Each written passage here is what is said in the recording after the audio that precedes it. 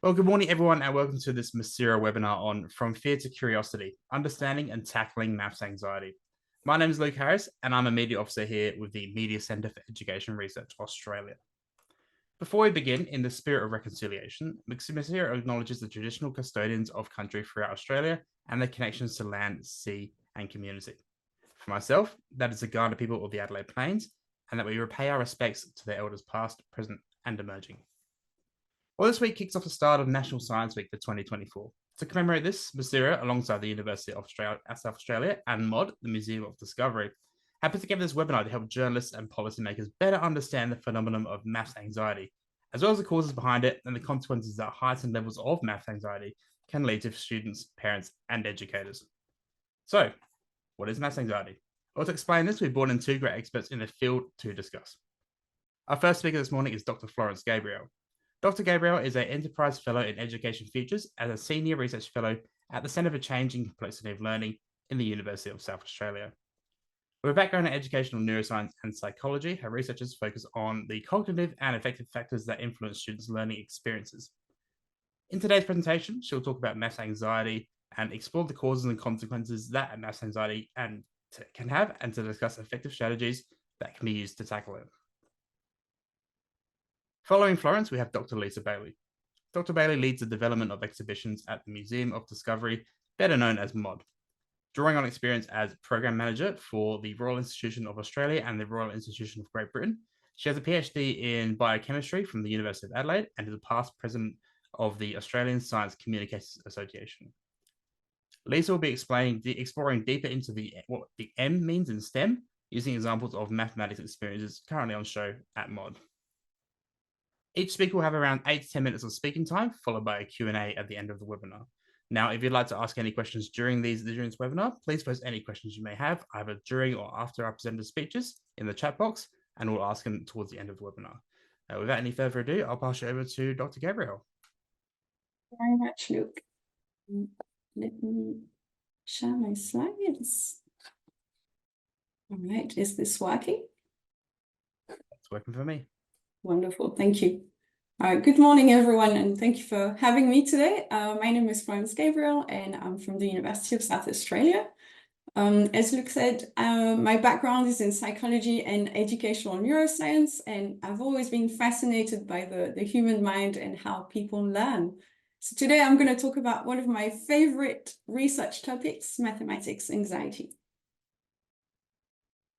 So what is mathematics anxiety? Maths makes me nervous. I'm not comfortable with mathematics, and I'm not a maths person. There are statements that we hear all too often, and in a world flooded with data, these kinds of comments, they have really worrying implications for society.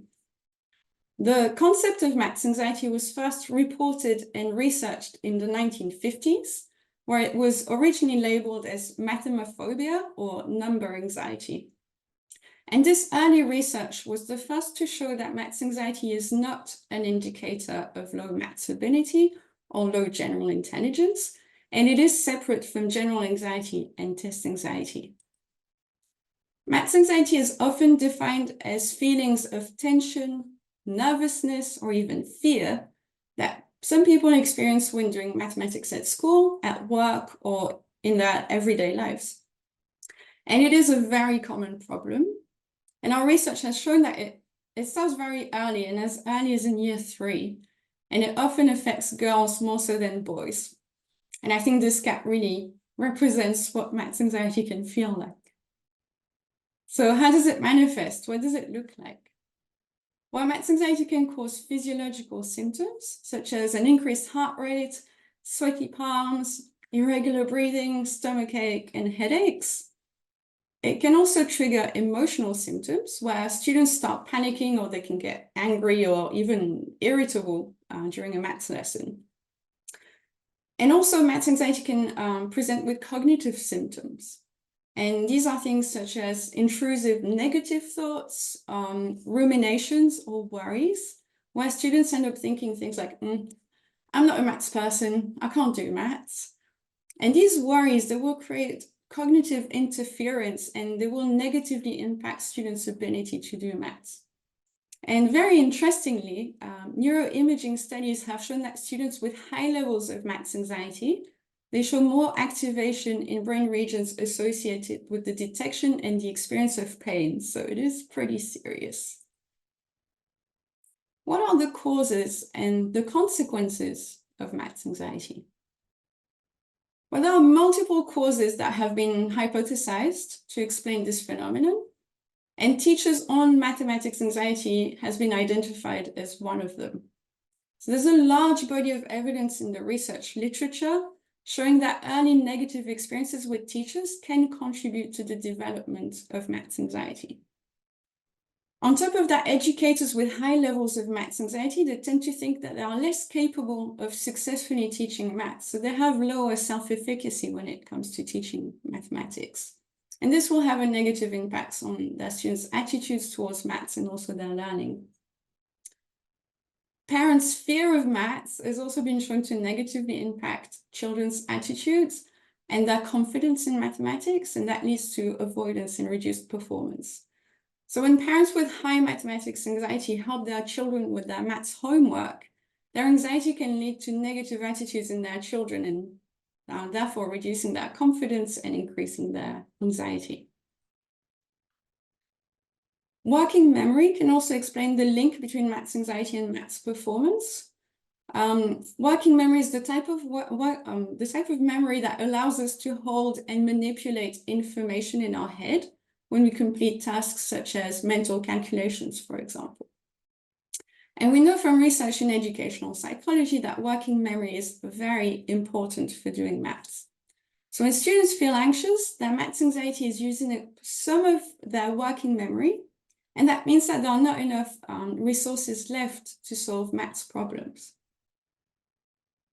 Other causes of maths anxiety are more social in nature.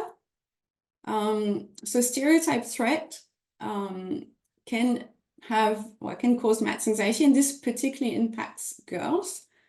So in mathematics, a prominent stereotype is that boys are better than girls. It's not true, it is a stereotype. And stereotype threat, it occurs when individuals are aware of a negative stereotype about their group and fear confirming it. So for girls, this means that when they are reminded of that stereotype in the maths-related situation, well, they may feel anxious and pressured to disprove it. And that's what can lead to underperformance.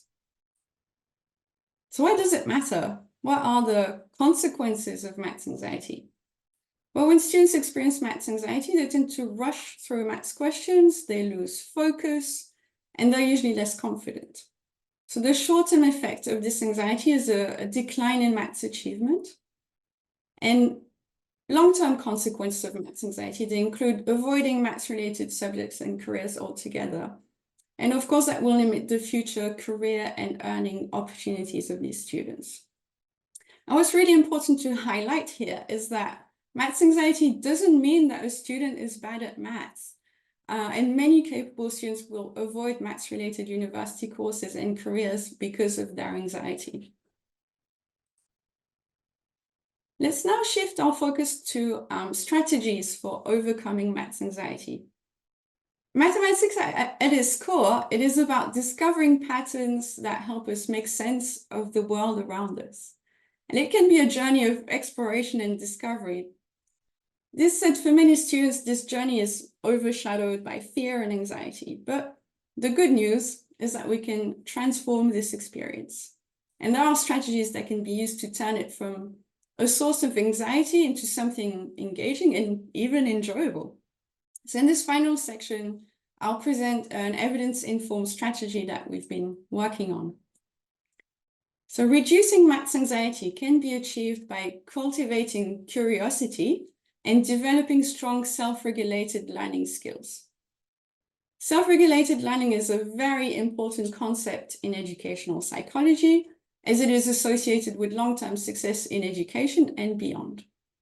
And it's usually defined as an active cyclical process where students plan, monitor, review, and regulate their cognition, their metacognition, their motivation, and their emotions.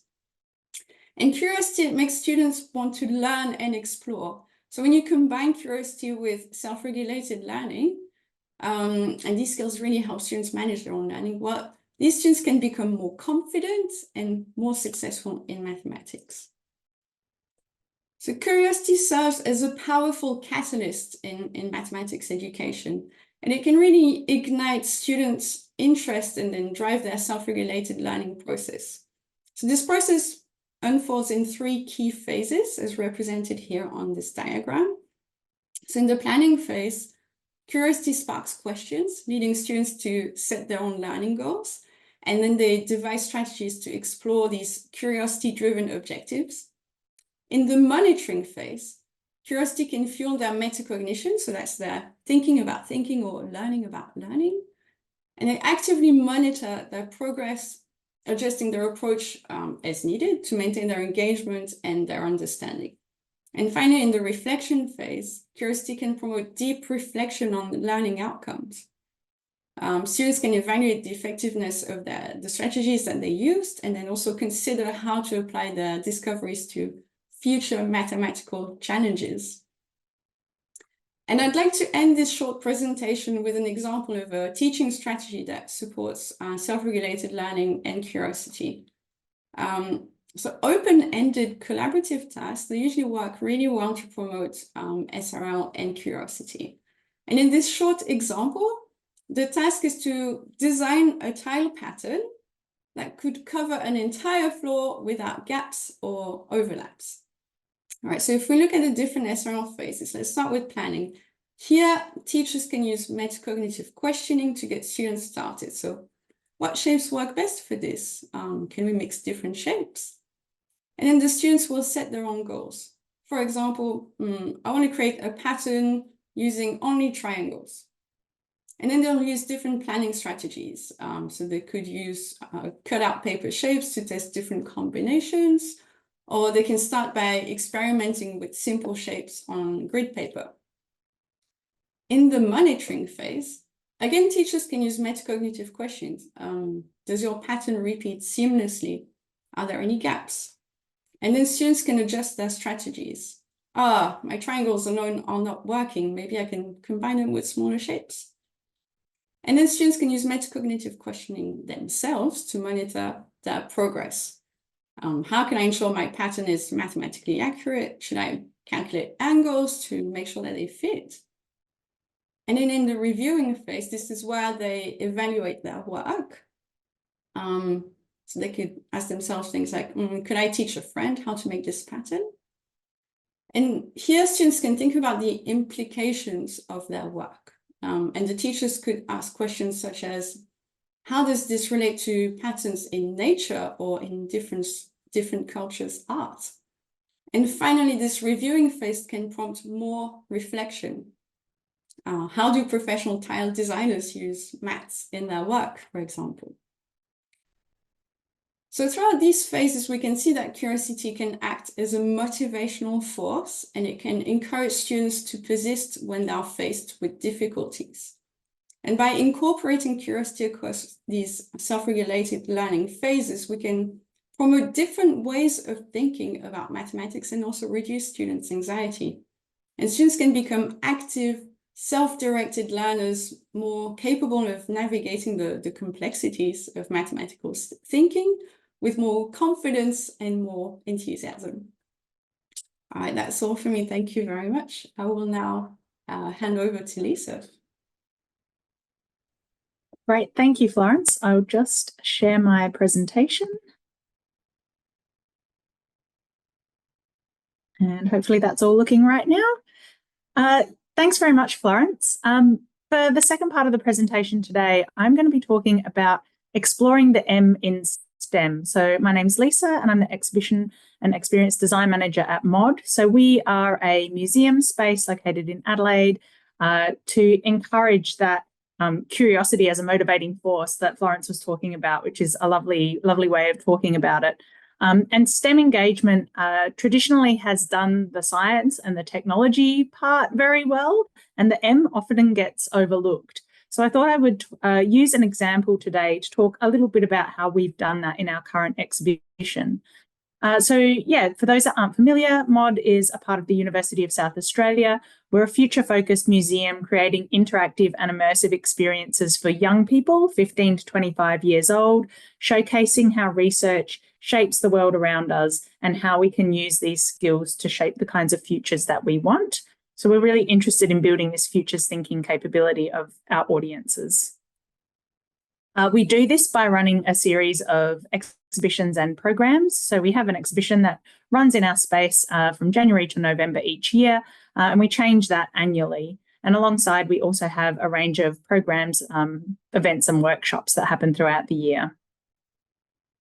So the example that I wanted to talk about today is part of our current exhibition, which is called Broken, which is all about imagining alternative systems to help deal with the kind of broken system that we know our audience feels at the moment. So there was lots of frustration that things like democracy aren't working, no one can afford a house, inaction on climate, we can't work together to solve big problems. And so in response to that, we've created this exhibition Broken, which is a series of what-if provocations exploring alternative systems that we could be putting in place instead. And so this exhibit in our street gallery is looking at a provocation around collaboration. What if we could all work together? And so the premise of the exhibit is that we started out with this kind of blank slate. As you walk into the space, you pass this little pink station on the side where it says, please take one. You can take one little sticker and come and place it within the space here. So this is really a provocation about collaboration. Can each visitor do their bit over the course of a year to work on and create something that's bigger than something that one person can achieve on their own? In order to kind of create this big immersive artwork, everybody's going to have to do their little bit over the course of a long period of time. And you, as one visitor, might not see the results immediately after your contribution. So it's kind of this long-term thinking project. And initially, when we started thinking about this project, we were just thinking about, okay, well, we'll just do it as some sort of like big jigsaw puzzle activity. But really, fortunately, we discovered that as we were designing the exhibition in 2023, these stories came out about a new Einstein-shaped tile that creates a never-repeating pattern. So it's an aperiodic tiling pattern. And it's the first new shape that they've discovered in decades that's capable of this non-repeating pattern. And so we thought, this is amazing. This is a really lovely opportunity for us to embed some mathematics into this experience around collaboration. And so we created an experience where the tiling pattern is based on this aperiodic tiling pattern. There's two things that I really like about this. The first being that this shows people that maths is not a settled science. The fact that research still happens in mathematics is something that is, can be something that people are less familiar with, that mathematics is an active area of research. And this is something that is brand new to mathematics. The applications are not just in tiling. The mathematics behind this tiling pattern can be used in kind of cryptography and quantum computing, and has applications across a number of different industries. We worked with our suppliers, Walls That Talk, to create this pattern in the space. And when we commissioned them to do this, we just thought, yep, we just want like a big, massive, version of this pattern all through the gallery. Of course, because it's a non-repeating tiling pattern, we hadn't thought that means you can't just cut and paste, sections of the pattern into like a 50-meter long bit, well, not quite that long, about 15 meters long. So in order to create this pattern, they actually had to hire a supercomputer. They licensed computing time from Microsoft to be able to calculate the pattern to produce this, really large decal that it got inserted into the gallery space. And then to colour the portion that we found on the floor, it took like hours and hours using kind of a colour randomizer, again, to be able to do the computing power to be able to actually put that in place. So there's these nice behind the scenes kind of mathematical stories that our gallery staff can bring out with visitors when they come to the space. This is a very quick little video just to show you what it looked like on day one of the exhibition. So people come in, they start placing their stickers. We have had stickers appear in, throughout the galleries. It is a long-term experiment to see what this kind of long-term collaboration would look like.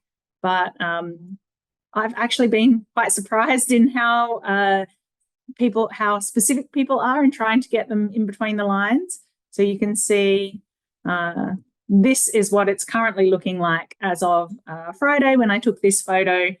We're definitely filling up the space as we progress through the exhibition, which will be in place until November.